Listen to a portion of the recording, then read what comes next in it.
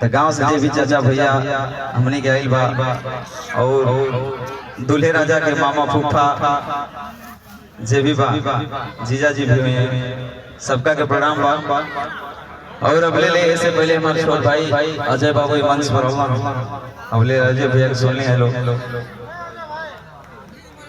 और आप लोग की इच्छा से कार्यक्रम हुए क्योंकि हमने के घर के बारे जाना तो आप लोग जे करने के चाहिए जैसे चाहिए वैसे ही प्रोग्राम चली कहें कि सब लोग घर के बाद तो कहीं ना कहीं ऊपर लाभ उठावे में आप लोग के भी आनंद आए हमनियों के। चली जा हम चाहता कि सादा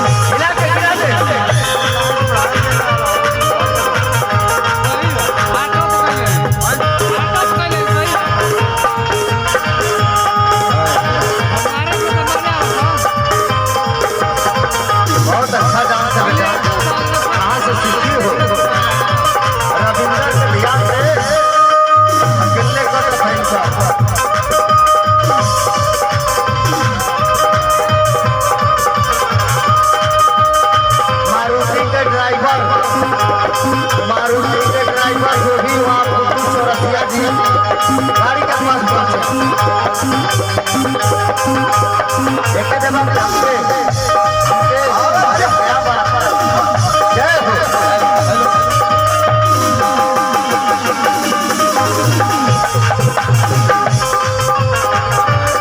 अरे हिला क्या करेगा